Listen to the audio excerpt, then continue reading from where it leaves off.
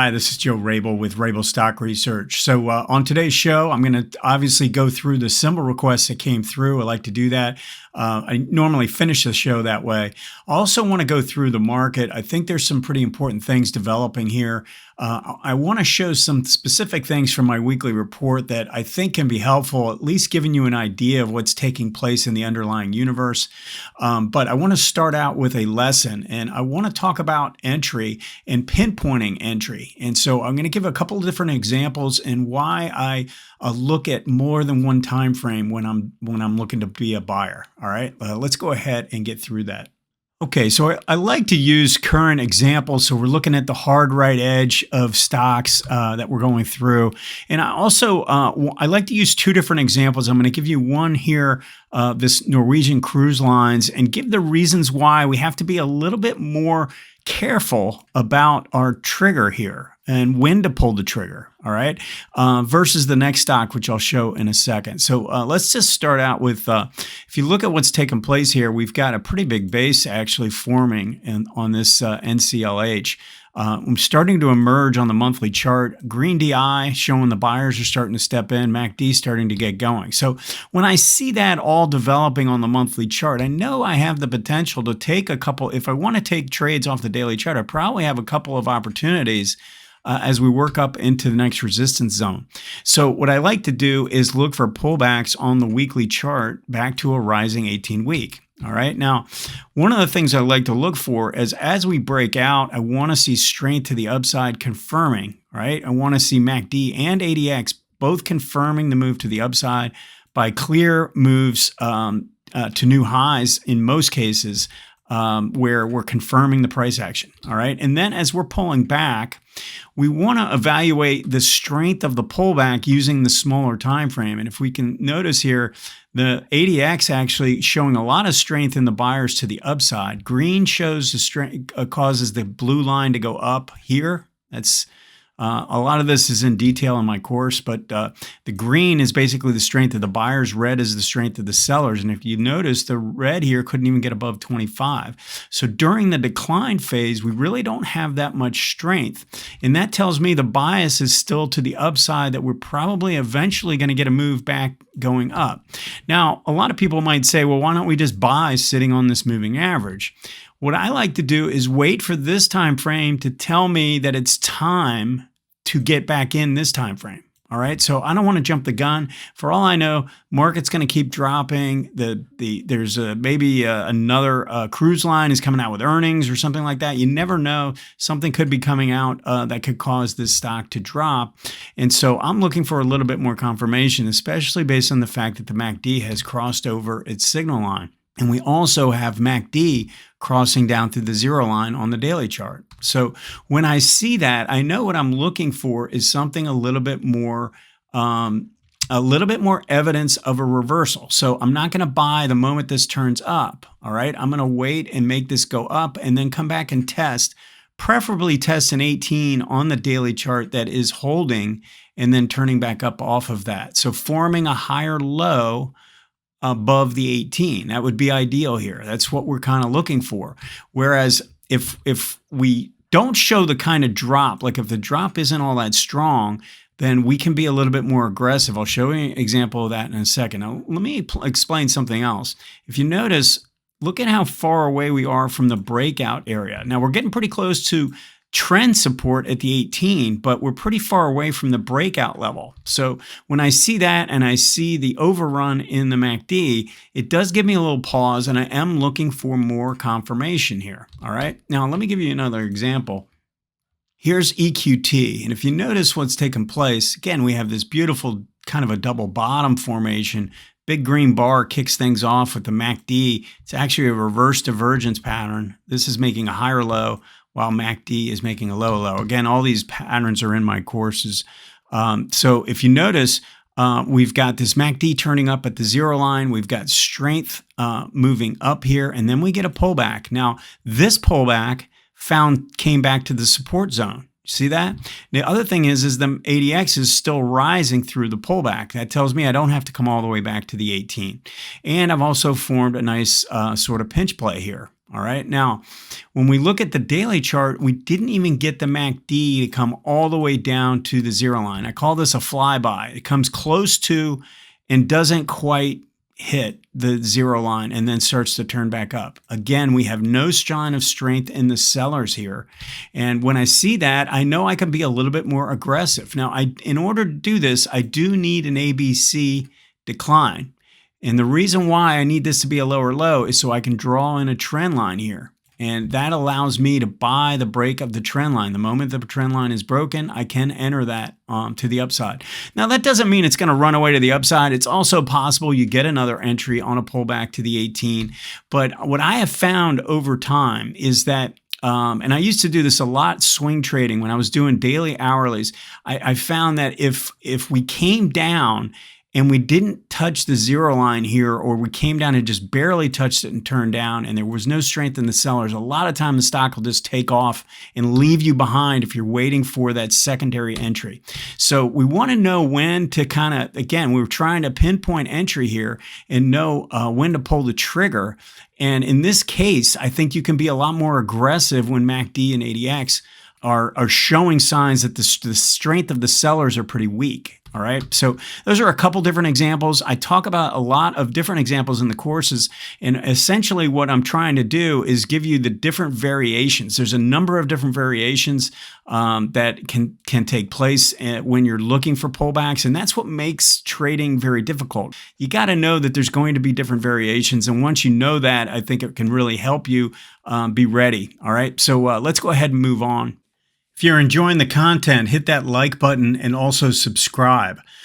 So my services can be found at rabilstockresearch.com. I'm on this page right now. You can see at the top, I've got my advanced trend and momentum courses. There's 3 different courses now. I've individually priced them, or you can buy them as a bundle, and they are lifetime access now. So I changed that.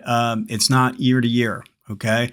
And then we have the individual package. I have about 2 to 3 reports each week, plus a special video, weekly video for that package that covers a lot of details into what I'm seeing for the week. So if you have an interest, go ahead and take a look. Also, the book is on the book tab. You can go if this is a good place to start if you're new to my methodology. My comments are for educational purposes only. Please do your own due diligence before making any investments. All right, so this is a part of my Monday report. I do 2 reports each week, plus some additional ones. But the ones that Wednesday is basically the one that is the idea generator. Monday is the report that is given the overall market condition and going through the sectors and everything. And well, let me just show you that what this is based on. So I have there's about 400 large cap stocks, and I categorize them based on how they're doing. If anyone's familiar with the Wyckoff method of how he does his position sheet, this was what this was based on. And then I kind of add them all up here. But more importantly, we look at the combination of all those symbols. If we add all those symbols together and we see which ones are moving up or moving down based on their trend versus their shorter term pattern. So the easiest way to explain this would be if a stock is moving up and has a long-term uptrend, right, then it's a long-term positive, right? And if a stock is, even if it's in an uptrend, but it's kind of in this mode where it's in the pullback mode, in an uptrend pattern, it would be it wouldn't be a short-term positive anymore, right? It would come out. It would either go to neutral or negative. And this is only categorizing the ones that are positive. So what I'm showing here is look at what's taken place in 2024. This is the point I wanted to make. A lot of strength to begin the year. And then as we moved up and the market continued to move up, we have seen fewer stocks really confirm the strength to the upside on a momentum basis, right? And the same thing even on the trends. The trends hit almost 80% of the stocks were up, and then we got up to about 75%. But look at where we are now. Only about 60% of the stocks are in uptrends. But more important to me is the most recent action as the market has made higher highs. We've had fewer and fewer stocks really participate on a short-term basis kicking in. And now we're actually working our way to oversold. Now, normally this type of weakness is the precursor to weakness in the market, right? I mean, we're showing the underlying universe is showing a lot more weakness than what we're seeing in the market. That means it's a little bit more narrow than what the indices are actually expressing here. All right. So I think it's a good thing to keep an eye on. Now, again, I do the individual sectors. I think this is interesting here. If we look at the difference between, I'll just use these two as an example. Both of these have moved down and gotten to oversold territory on a short-term basis, right? And this is where we typically are looking to look for buys inside these sectors. Now, on one end of the spectrum, we've got the utilities where 75% of those stocks are still in uptrends. Okay. But look at what's taken place in the real estate area. We've only got 45%, and the 50% mark is a key level to watch. So if there's any more weakness in these, further weakness in these, then this is probably not a sector. You might want to be trading them, but it would be a very short-term trade at that point. Whereas on the utilities, because we're well above the 50% mark, if we can turn up from here, this would actually be an area that you could consider. All right. So looking at those is a difference. And then, we can go and look at something like what's taken place in the basic materials. The weakness in the short term has spilled over and has made the longer term trends a little bit more suspect here. So a lot more damage in the basic materials area than something like, say, communication services, which is still above the 60% mark. All right. So I thought this would be helpful. Let's go ahead and move on to the individual indices and go through the symbols. All right, we're going to start with the QQQ. And just so anyone new to this show, I've got the monthly in the bottom left, the weekly in the bottom right, and then I've got a daily in the upper right, hourly here in the middle, and then another weekly. And on this weekly, I'm using a zigzag indicator, which I like to use, right, to give me a framework of the weekly trend. All right. And I've also got the relative strength here. And I've got my RSI. It's a double RSI. Let me zoom in on this for a second. So we've got a RSI 5 and then an RSI 20, and they're kind of overlaid amongst one another. So I like to use this 50 mark and keep an eye out for when we're getting oversold readings and the RSI 20 is holding the 50 level while this is getting oversold. And those tend to be pretty good opportunities. So that's why I like to have this up in the upper left. But the zigzag gives a really good feel for, and let's just use the QQQ for this. We can see where, it's easy to draw the trend lines when we have the zigzag. We can really see when we're shifting the trend, making moves, higher highs and higher lows. And we have not made, if you notice, we made an ABC correction here above the trend. So this is the 18-month line. All right, so we made an ABC correction, but then we had a little pullback here. We had a simple pullback here that made a higher low, and then we made a higher low here. So this was another ABC, but it didn't make a lower low. It made a higher low, and now we're at another new high, and now we're making a simple pullback again. So we don't have anything complex. When we topped out over here, we had a complexity at the peak, and we had made a lower high, and then we made a lower low, and then made a lower high, lower low. We had reversed, and we had a bear trend. We're all right now, we're just pulling back to a rising 18-week right now. And so far, the relative strength versus the S&P is still okay. Now, what that doesn't show is the strength of so the trend is okay, but when we look at the momentum condition, it's not as attractive. We don't have confirmation on a momentum basis on this last leg. Now, I know a lot of people use MACD for momentum divergence. I don't really like it as much. I like to use the RSI 20, and I like to use the ADX. I think it gives better signals. And this last leg is where the concern rises. So a break of the 18-week, I think, would lead to something a little bit more significant based on what we're seeing in the weekly ADX signal. The other thing that I would mention is that this has gone a pretty long time without touching the 18-month. We crossed it back down in the second quarter of 2023, never really pulled back to it here, never really touched it all of last year. And, you go back historically, you can go a period without touching it. But once you do, you tend to get a pretty good pullback when it starts. So we had a doji bar top, a little topping tail here, and now we're forming another indecision bar. It's early in the month. But just something to watch to see. I think this 500 area is pretty important. All right. Let's take a look at the IWM because I think the news here is a little more grim. I don't like this king queen bar at the breakout level. So we had basically this breakout level. Take the wick away, you're getting above all these bars here, and then look at how this reversed. So you had one move to the upside in 1 month and then erased it all the next month, and now it looks like we've got a little follow through. But I like to think that the midpoint, right around the midpoint of these two bars, is a resistance area that was going to need to be overcome. So the biggest issue, as I've been talking about for several months now, is the fact that this has not been able to shift this trend relative to the S&P. And until that happens, this small cap area is probably still going to struggle.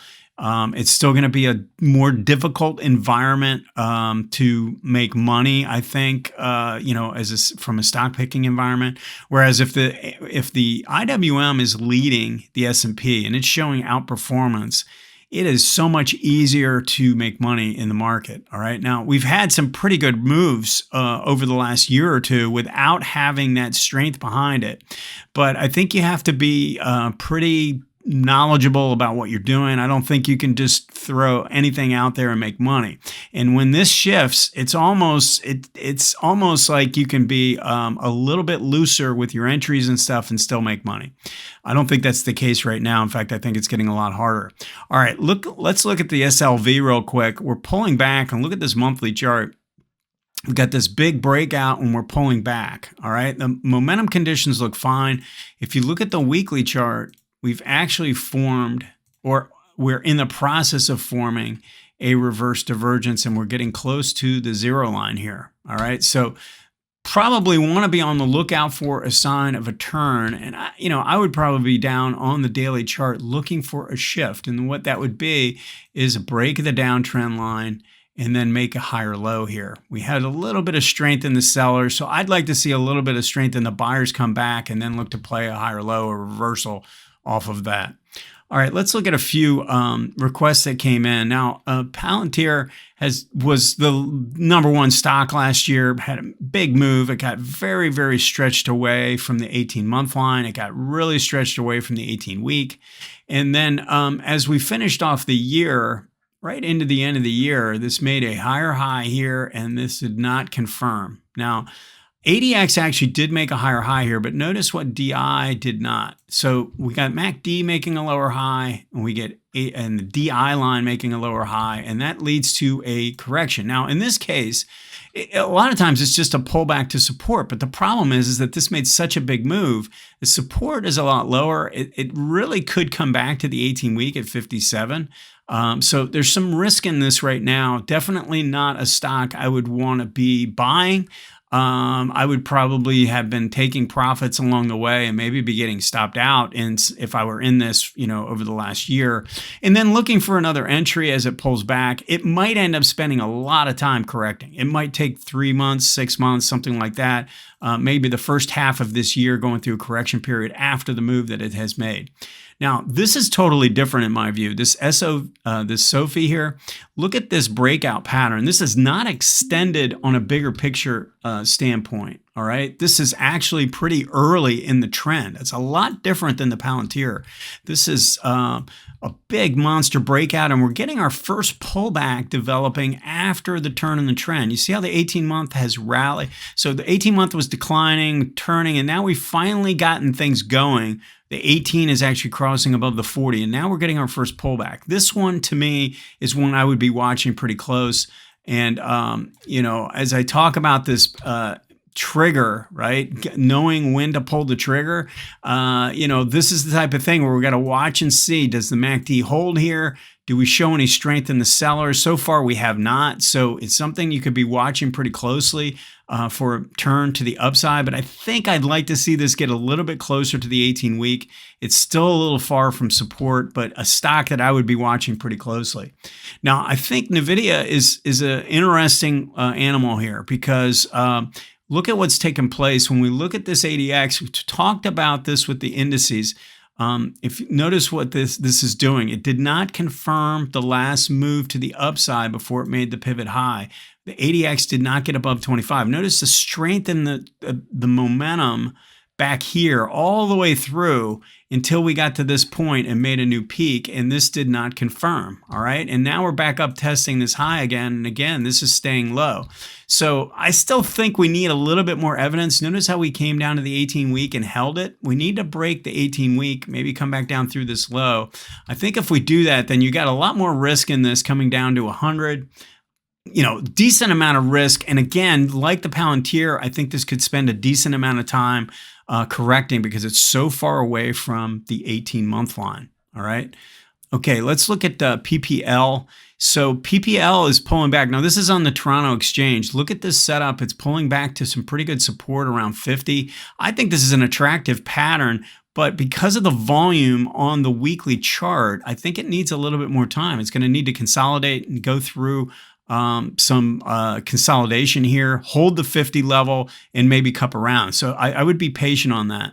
With respect to this Airbnb, so I think this is at it's at a tough spot because MACD has rallied up to this zero line, and price just rallied up to this resistance area and looks like it's turning down. So I think there's some risk of this coming down to the next support area. I do think it's more of a trade.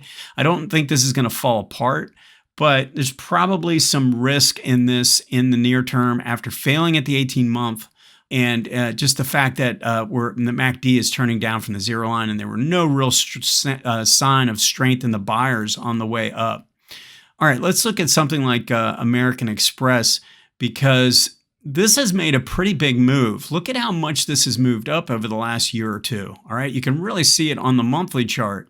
So do I want to play this little pause, pullback for another trade? I mean, you could, but you have to recognize where you've come from. All right. This is not early in the trend. This is not down here. It's not even here.